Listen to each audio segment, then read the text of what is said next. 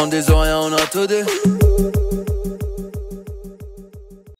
Yes Massif, encore une fois c'est Spectre qui est FBB. Pour parole inutile, on parle pour ne rien dire, mais en disant rien, on a tout dit. Donc ça fait un petit moment que je vous en parle. Là on va rentrer dans le vif du sujet. C'est le jour de la sortie de l'album de Kérosène. Au moment où je vous parle là, l'album est déjà sorti. Donc du coup j'ai eu la chance, parce que c'est une chance, parce que c'est quand même un gros pilier du game, Kérosène. J'ai eu la chance de recevoir l'album un peu en avance. C'est pour ça que je vous fais cette chronique aussi vite, et pas parce que j'ai écouté l'album super vite. Je tiens à préciser parce que l'album il est sorti genre je pense hier au moment où je vous parle là, et il est sorti vers 19h heure locale, et dès 19h30 t'avais déjà des gens en mode waouh cet album est comme si tu sais, les gens qui écoutent les albums super vite. Non, moi j'ai vraiment pris le temps d'écouter l'album, de l'analyser, etc. Donc je vous sens un truc vraiment construit, vous inquiétez pas, c'est toujours ça sur Parole Inutile, on est objectif, on est construit comme jamais.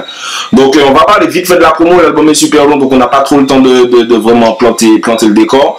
Il a sorti pas mal d'exclusivité, donc c'est une technique de promo assez particulière. Il n'a pas cherché à vraiment amener l'album avec des singles qui pourraient passer à la radio. Donc je sais pas en Guadeloupe s'il y a des trucs qui passent à la radio, mais en Martinique je crois que non. Du coup, donc s'il a voulu vraiment balancer que de l'inédit sur l'album, donc pour amener l'album, il a envoyé des clips, donc tous les extraits sont clippés, mais qui n'étaient pas sur l'album. Promo particulière, on verra si c'est bénéfique. Je sais pas ce que vous en pensez, n'hésitez pas à me dire dans les commentaires. Donc on va tout de suite entrer, on y va, on entre dans l'album direct. L'intro, le premier son Black, donc il y a un sample de 300 pour le film 300 pour rester dans la thématique spartiate qui était assez chère, qui est peut-être toujours chère au crew Wissila. D'ailleurs ils avaient un son qui s'appelait Spartiate, Kérosène, Mikey et Nice que j'aimais beaucoup, mais vraiment beaucoup. Le refrain était super lourd, l'instru était super lourd, mais bref, je m'éloigne du sujet. Donc le freestyle Black du coup était déjà sorti en l'honneur donc de la Guyane et des différents événements qui ont frappé, les grèves, etc. Donc super bien écrit, bon sujet, j'aime bien la rime sur le préfet qui ne parle pas créole. Effectivement, moi aussi j'ai toujours trouvé qu'avoir des gens super haut placés, que ce soit Guyane, Guadeloupe, Martinique, etc., qui parlaient pas créole, je trouvais ça un peu insultant. Donc c'est cool que Kérosène en parle. J'ai bien aimé cette rime. J'ai moins aimé la rime du coup, mais bon, ça c'est plus mon opinion personnelle. L'histoire d'avocat commis d'office, il a arrêté l'école en 5e, donc il est obligé de faire son prix. J'en parle assez souvent, que ce soit en vidéo, que ce soit sur mes réseaux sociaux. Cette théorie de Kérosène, comme quoi, enfin c'est pas vrai exactement ce qu'il veut dire, mais c'est un peu le message qui passe, comme quoi à partir du moment où les gars font des trucs violents, des crimes, etc., ils sont un peu dédouanés parce que c'est à cause du gouvernement, c'est à cause de l'État, c'est à cause de etc. Je pense que c'est pas vraiment ce qu'il veut dire, mais c'est vraiment le message qui passe quand on entend parler. Et surtout sur ce thème là, mais après ça c'est mon opinion. Je pense qu'il aura le temps de revenir dessus plus en profondeur dans sa promo ou dans ses interviews à venir. Mais il n'y a pas que lui qui fait ça d'ailleurs, je tiens à préciser. Mais sinon ce son est vraiment très bien écrit. Black, bonne entrée en matière. Ensuite on a le son Loin, qui est un petit rap mi-FR, mi-créole, donc il essaie un peu d'allier les deux. Il parle un peu de sa vie de rue, il parle des Guadeloupéens, on a l'impression qu'il essaie un peu d'expliquer aux hexagonaux du coup la vie en Guadeloupe. Le refrain est sympa, c'est bien écrit, ça se laisse écouter. Donc oui, ce son est assez bon, Loin. Ensuite on arrive à une petite interlude pour vous faire comprendre. Alors moi c'est ce que j'ai compris dans l'interlude. On passe à la partie plus alors je ne peux plus dire de son pour meuf parce qu'on m'a beaucoup dit d'arrêter de dire ça. Big up les filles, je vous écoute du coup. Donc je vais dire la partie plus mielleuse et qui s'adresse du coup à la jante féminine. Oui, il s'adresse à la jante féminine. Je pense que c'était ça le but de cette interlude là. Et on arrive ensuite tout de suite à Fond Guadeloupe. Donc pareil que je disais sur l'album de Kalash, donc je fais un peu de parallèle sur l'album de Kalash puisque ce sont un peu les deux gros albums locaux depuis assez longtemps. Donc pareil que je disais sur l'album de Kalash pour ce type de son, je pense que c'est absolument pas moi la cible. de ce type de son. Le dub est un peu en mode slow wine, caliente, vous voyez le délire. Donc ouais, c'est vraiment un son que je vais jamais réécouter de ma vie, mais que peut-être que pour la cible visée, c'est un bon son. Tu vois, il s'adresse aux femmes antillaises, nous mais toutes femmes antillaises, donc c'est un bon son yo. Ensuite, il arrive à Faire l'amour, donc même chose, featuring Dasha, qu'il a déjà collaboré, il me semble. Sont très mielleux comme jamais, tu vois, c'est pas nul, mais c'est pas du tout moi la cible. Tu vois, je peux pas écouter un son de Kérosène où Dasha dit je t'aime un peu beaucoup à la folie. Tu vois, c'est pas du tout ce son-là que je vais rester là à écouter. Donc ouais, voilà, on va dire que c'est pas moi la cible de ce son-là, c'est encore un son mielleux. Bad Bitch, là c'est encore son mielleux, mais là plus strict, c'est un peu pour équilibrer, je pense, avec son romantisme des deux sons précédents. C'est un peu un son à Bonnie and Clyde, je crois qu'il avait un son qui s'appelait Bonnie and Clyde d'ailleurs, je me trompe peut-être. Pour expliquer le son, on va dire que le son d'avant il parle à sa princesse et là il parle à sa tute. Tu vois, c'est un peu comme ça que j'ai compris le son. Mais voilà, c'est que ça continue à parler à la gente féminine, mais de façon peut-être un peu plus lourde. Dans le refrain il dit bad bitch. Donc les filles qui n'aiment pas quand on appelle les filles bitch, passez votre chemin sur ce son. Sinon un petit son tranquille, ouais, c'est sympa. Ensuite on arrive à Balan. Donc là le son commence direct par Kérosène qui dit ok, fais l'amour. Donc, le décor est planté tout de suite. Donc, ça fait 4 sons mielleux adressés du coup à la gente féminine d'affilée. Je trouve qu'à niveau structure, pour l'album coller 4 sons pour les filles, c'était peut-être pas forcément une bonne idée. J'en avais déjà parlé sur l'album, dans la vidéo sur le parcours de Kérosène. Il avait fait un peu aussi ce choix sur Sky's the Limit. Ça m'avait déjà un peu dérangé. Donc, je n'aurais pas mis pour autre truc. Excusez-moi. J'aurais parlé de Pond de Mec sur ce son-là. Donc effectivement, Pond de Mec il fait des sons pour les filles de temps en temps, mais je pense que c'est pas forcément sur ça qu'on l'attendait. Après, c'est peut-être une envie de prendre le public à contre-pied, comme Caris, avec son album qui est sorti aujourd'hui d'ailleurs, qui a mis Sofiane et Kalash Criminel sur un son un peu... bon, on va dire Zumba pour faute de meilleurs termes. Donc voilà, je sais pas si je l'aurais mis sur ça ou sur un son plus recherché, qui aurait peut-être été plus lourd, plus machin. Bon ben, donc voilà, ça reste un petit son mielleux. Donc du coup, tu vois, c'est... Mais le fait que ce soit le 4e d'affilée, ça me dérange un peu. Tu vois, c'est un peu comme si, imaginez, t'avais... bon, je vais encore faire un parallèle sur l'album de Kalash, c'est comme s'il avait collé... Mode avion, sirène, je sais et I Wanna Be Loved collés. Imaginez sur l'album c'était les 4 sons collés. Ça, niveau structure ça me dérange un peu. Après peut-être que les gens n'écoutent plus les albums dans l'ordre de toute façon. Bref, c'est ce que je pense un peu de cette séquence.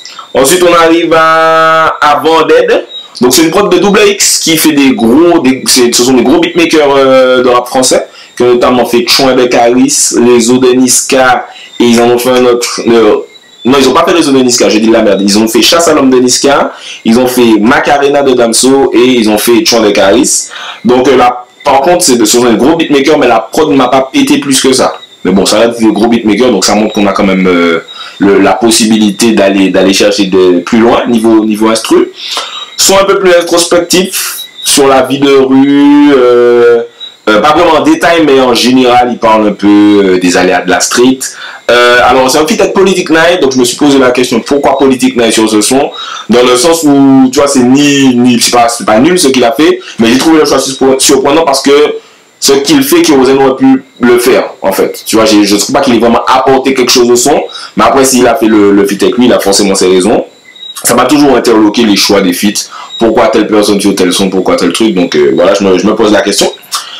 Ensuite, on arrive à une interlude un peu poétique de Zébris. Zébris, c'est un nom que j'ai souvent vu écrit, mais je me suis jamais vraiment cliqué dessus pour savoir ce qu'il faisait. Donc, il définit un peu le titre bipolaire en faisant des alliances antithétiques de termes. Tranquille, ça va bien avec du coup le titre de l'album. Ensuite on arrive à Pitita Papa. J'ai bien aimé ce son. Un peu, tu vois, il parle un peu de la fracture générationnelle, il parle un peu de la situation des Antilles, l'identité créole en elle-même. C'est un très bon son, l'instru un peu traditionnel tout en restant moderne. J'ai bien aimé le refrain. Guadeloupe, hein, j'ai bien aimé la vibe qu'il a apporté. Donc ce son, franchement, s'il y a un son que j'écouterai dans les mois à venir, je pense que ce sera celui-là. Donc bon, très bon son. Ensuite, il y a Lou. C'est un son qui m'a fait très plaisir parce qu'il y a les potos J-Max en featuring et Mafio en salle à prod. Ça fait plaisir. Donc, t'as J-Max au refrain avec un son un peu plus festif en mode Big Up les West Indies, etc. Kérosène qui a encore des textes bien écrits comme d'habitude. On le connaît pour ça. Ça se laisse écouter, je vois bien ce son en tout cas en radio. Lou. Je vois bien ça passe en radio, je sais pas, en Guadeloupe, en Martinique, les deux. Je trouve que ça peut être intéressant. Donc Trace FM fait travailler là, je ça. Ensuite, on arrive à Bonita. Donc là, quand j'ai écouté ça, je me suis dit, Diwala, encore un son pour les filles. Désolé, pas un son pour meuf, j'ai dit un son pour les filles. Attention. Encore un son mielleux. Bon, c'est la suite de Undo Stress. Pour le moment, si on va parler de son mielleux, c'est le meilleur son mielleux de l'album. C'est le son le plus original. Bon, moi, si mais était tiré par exemple, je préfère qu'il retire le son avec Pond de Mike pour faire un autre son de Pond de Mike qui parle d'autre chose et qui garde celui-là, tu vois, parce que là, ça fait un peu beaucoup de sons de filles. Donc, j'ai bien aimé ce son. Franchement, c'est mon son le préféré de l'album, je crois. Bon, après, peut-être que ça va passer en radio. Je trouve que le bail là, ça fait bien radiophonique. Donc, on verra. Trace FM fait travailler là encore une fois. Ensuite, on arrive à Non. Encore un son mielleux. Ça commence à faire beaucoup. Un peu reggaeton cette fois. Donc, on sort un peu niveau instru, c'est un peu original. Il est très sur l'espagnol sur cet album, on dirait. Il a peut-être des origines espagnoles, je ne sais pas. D'ailleurs, c'est très possible. La Rose en featuring, elle a un couplet normal, ni bien ni pas bien. À un moment, elle parle espagnol aussi. Voilà, ça se laisse écouter. Ça fait déjà quand même 6 ou 7 sons mielleux. Est-ce que c'est la recherche du hit? Je sais pas vraiment pourquoi il a fait ce choix d'avoir autant de sons sur le sujet de la gente féminine. On verra par la suite. Bref, Vida Loca. On arrive à Vida Loca qui est encore d'ailleurs en son d'amour avec de l'espagnol. Donc je sais pas, comme ça s'appelle bipolaire, à un moment je me suis dit peut-être que c'est la partie. Donc bipolaire ça veut dire genre deux pôles, deux parties. Peut-être que cette partie-là c'était le pôle sur l'amour en espagnol, je sais pas. Donc non, j'ai trouvé ça un peu bizarre qu'il y ait autant de sons d'amour et autant de sons en espagnol. Donc voilà. Ensuite on arrive à la partie 2. Sur cette partie-là, quand je suis arrivé, j'ai dit yo. Donc j'ai écouté l'album plusieurs fois. Là, je crois à la deuxième écoute, j'avais un petit peu oublié la séquence de l'album. J'ai laissé un peu de temps passer avant de réécouter. Je me suis dit yo, à cette partie-là, je refuse d'entendre un son mielleux sur cette partie. J'étais motivé, j'étais presque fâché là. Et donc on arrive avec Cacahuète. Donc j'en profite pour revenir avec ce que j'ai dit sur Nicey. Dans ma vidéo précédente, j'ai dit que c'est pas quelqu'un que je trouvais très fort et les gens ont compris que je le trouvais nul. Non, il y a une différence entre ne pas être très fort et être nul. Par exemple, quelqu'un qui joue à Sochaux, c'est pas Benzema, mais ça veut pas dire qu'il est nul parce que s'il joue en Ligue 1, ça veut dire que voilà, il a quelque chose quand même. Donc voilà, premier banger le premier vraiment banger de l'album, banger dans le sens un peu strict, pas accéléré, mais genre sale de l'album. Après, vous avez dit que je m'achante sur Nicey, mais le pont et le refrain m'ont un peu, je sais pas, j'ai pas spécialement accroché. Je me suis demandé aussi si c'était pas un son de Nicey à la base parce qu'on entend, j'ai l'impression en tout cas, qu'on entend beaucoup plus Nicey que Kérosène sur ce son. Sinon le son, voilà, tranquille, les gens qui aiment bien l'alliance Kérosène Nicey, les sons de Nicey en général vont sûrement kiffer. On arrive avec Saouvlé featuring Raël Fé. Pourquoi il invite des chanteurs de rap hardcore sur des sons d'amour? Peut-être que c'est encore pour faire contre-pied, peut-être que je sais pas. Pour être honnête, je trouve que ça fait un peu gâchis, tu vois. C'est comme si bon, je vais pas prendre Kalash comme exemple. C'est comme si Psych faisait un album et il invitait Evil Pichon et qu'il l'invite sur un son d'amour, tu vois. J'ai trouvé ça un peu dommage. Et du coup bipolaire, je pensais que la première partie serait soft à ma première écoute. Je pensais que la première partie serait soft puisque quand je l'ai écouté je me suis dit c'est assez soft. Et la deuxième partie serait hard et du coup on a déjà la deuxième partie, il y a rien fait mais c'est toujours sur un son qui est quand même un peu romantique. Donc bon, je sais pas si c'était vraiment ça le concept, faudra voir. On arrive à rien donner. Deuxième banger de l'album. Ça kick bien comme il faut, ceux qui aiment le côté sale de Kero vont kiffer. Je pense que c'est ce son-là qu'on peut retenir de l'album si on aime la partie de Kérosène qui est dans le genre mal vu, etc., etc. Voilà quoi. On arrive maintenant à la folie. Missé qu'a foutu moi à la fête. Non, là, je suis à la fête. Encore un son love avec un rappeur. Tu vois, c'est genre, je comprends pas. Comme je vous l'ai dit, c'est comme si Saïk ou Kalash ou quelqu'un comme ça invitait Evil Pichon ou Bruce Little. Même à Evil Pichon et Bruce Little, genre, et Mercenaires, les trois sur le même album et les trois sont sur des sons d'amour.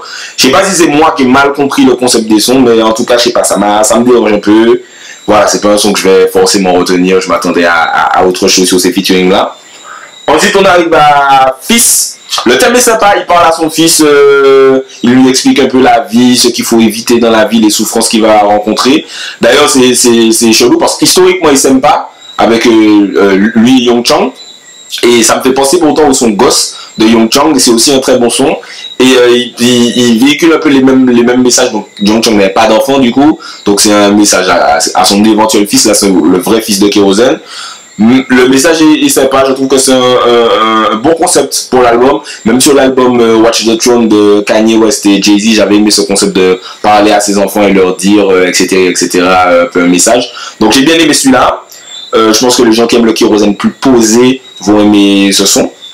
Ensuite, on arrive à Fake. La question que je me suis tout de suite posée, que j'ai déjà vu sur Twitter, c'est de qui tu parles sur ce son. Donc c'est drôle parce que la vidéo précédente parlait de tout ce qui était ghostwriter, topliner, auteur, etc. Et pour lui, Kérosène, il est contre ça. Pour lui, dans la musique urbaine, hip-hop, dancehall, c'est l'artiste qui chante, qui doit tout écrire. Donc c'est un débat ouvert, mais il a l'air très énervé contre ça. C'est un son qui est assez dur. Et j'espère qu'en interview, on va énormément lui demander de qui exactement il parle. Moi, j'aime avoir des noms, etc. Donc, bien sûr, là, sur Twitter, il a répondu assez vaguement, mais peut-être qu'un jour, on en saura plus. Vous savez que moi, j'aime aller au fond des choses. Mais sinon, j'aime beaucoup ce son très agressif. C'est le Kérosène, c'est ce Kérosène-là que j'aime, on va dire. Donc, Fake, c'est l'un des meilleurs sons de l'album pour moi. On arrive à Party Start. Donc, après, bon, l'échec, il faut le dire, un peu de Avantogone. Avec Shiny Queen, il revient avec un autre feat avec elle sur l'album. Bon petit son, party turn up, back it up, turn up, etc. C'est un bon petit son qu'on peut écouter dans des mix en allant à la plage ou dans une maison de vacances à Saint-Luce, n'est-ce pas? Et ouais, petit son sympa pour back it up, pour s'amuser. Bonne prestation de Shiny Queen pour ceux qui aiment et de Kérosène aussi qui fait le taf. On arrive à même mélodie là. Encore un son romantique. Là, il dit qu'il trompe la chou, mais que voilà, il l'aime, etc. Bon, voilà, moi, je vais être très honnête. Moi, je trouve que ça commence à faire. Bon, les fans de Kérosène vont m'allumer, comme dans la dernière vidéo, mais je trouve que ça commence à faire trop de son romantique sur l'album. Donc voilà, j'ai rien à dire sur ce son-là. Tranquille, les gens qui aiment ce type de son de Kérosène vont aimer, sûrement. Ensuite, on arrive à Rendez-vous. On revient en mode banger. Donc celle-là c'est plus un puzzle de mots de pensée comme dirait le prophète. Il parle un peu de ce qu'il veut accomplir avant de mourir, de ses objectifs dans la vie, des ennemis, etc. etc. Bon son, bien écrit, les fans de Sal vont apprécier. Ensuite on arrive à Sombre Ruel qui a un feat avec The S que je connaissais pas du tout. Je crois qu'il est dans un groupe ou je sais pas, c'est un... Non, en tout cas, c'est un des nouveaux rappeurs que je suis pas, que je connais pas, rappeur français que je connais pas. J'ai préféré leur feat qui n'est pas sur l'album, ils en ont sorti un avant, donc j'ai préféré celui qui est sorti avant l'album, mais celui-là est sympa. Kérosène kick fort sans aucun doute possible. Après, le son dure moins de 2 minutes. Pour moi, les sons qui durent moins de 2 minutes doivent être beaucoup plus lourds que ça. Mais bon, voilà, c'est un bon son, les deux font un peu le taf, Sombre Ruel. Et il finit l'album avec À Fond, qui est un kickage de mer. Bonne façon de finir l'album, le Kérosène comme on l'aime. Flow, assonance, ceci, cela, technique. Il y a ça là, j'ai vraiment aimé cette façon de finir l'album. Donc l'outro est assez bien, j'ai vraiment apprécié. Donc voilà, on a fait un peu le tour des sons de l'album. Donc je vais faire la conclusion, je vais commencer par le négatif et je vais revenir sur le positif.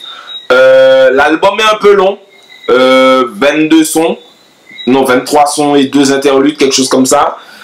Les albums de plus de 20 sons, ça me dérange pas forcément, Mais il faut que ça se justifie. Là, j'ai compté 10 sons qui parlent de filles. Amour, truc, Bad Beach, même mélodie là, les sons ballants, manqué faire l'amour, etc.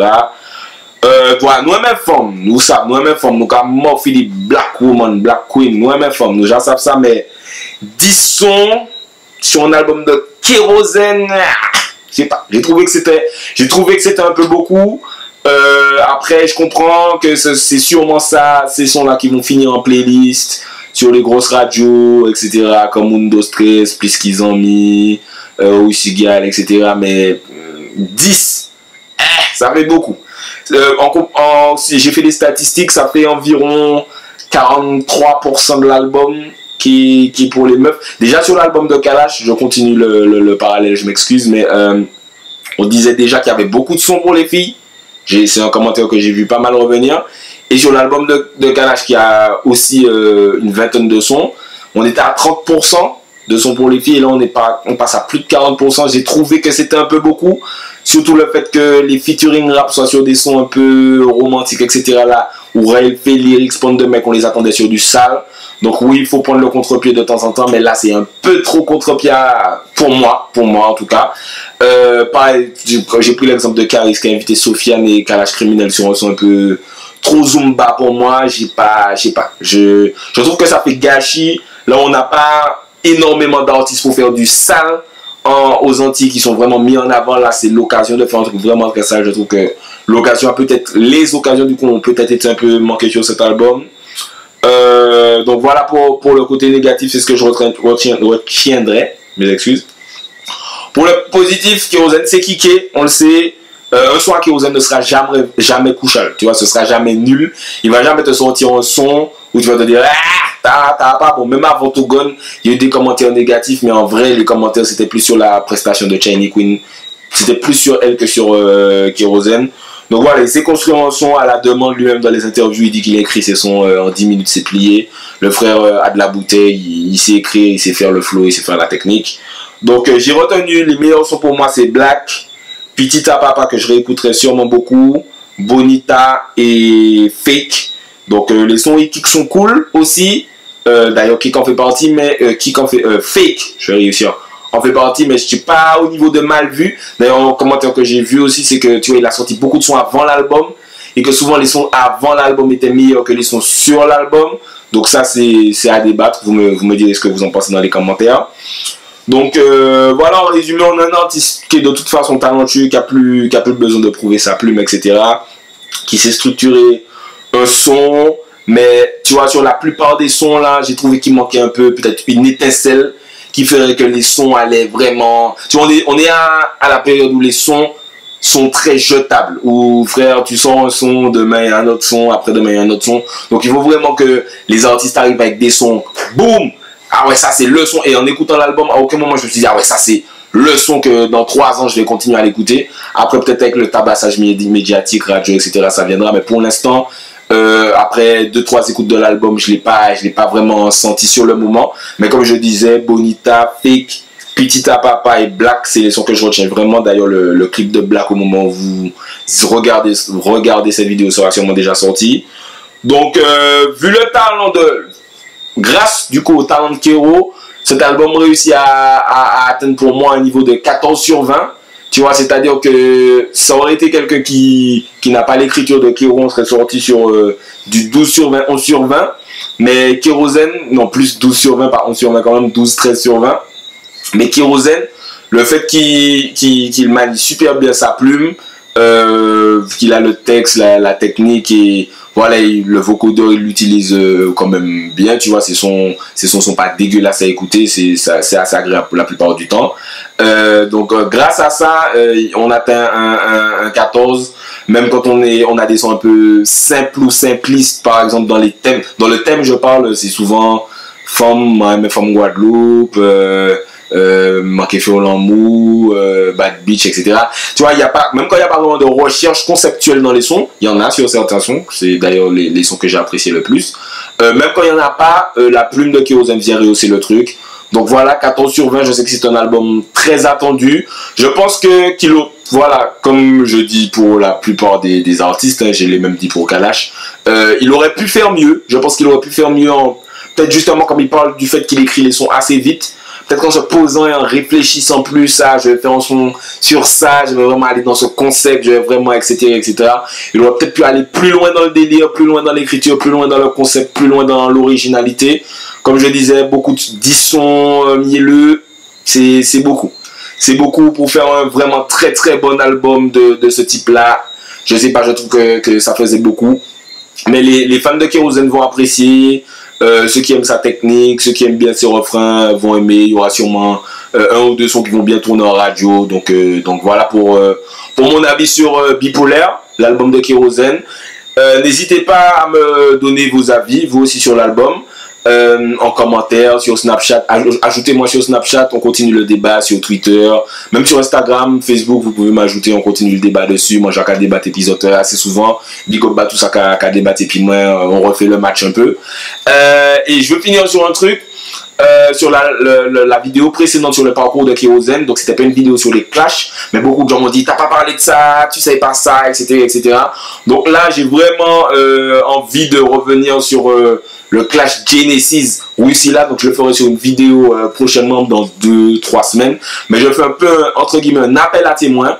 Donc j'ai envie que vous me donniez vos informations sur le clash, que ce soit des gens qui étaient dans le game, pas dans le game au moment du clash, même des gens qui suivaient bien l'Underground. Si vous avez des infos, si vous savez c'est qui Saltraite, c'est qui l'infirmière dans les clashs de Kérosène, pour quels sons de Kérosène c'est que ça sont mixés, on wacké, les paroles du sont un peu, pourquoi Kérosène en veut autant Young Chang. Je sais qu'il y a eu une histoire de fight à la garoutière de Young Chang qui devait être dans le crew de Kérosène, etc.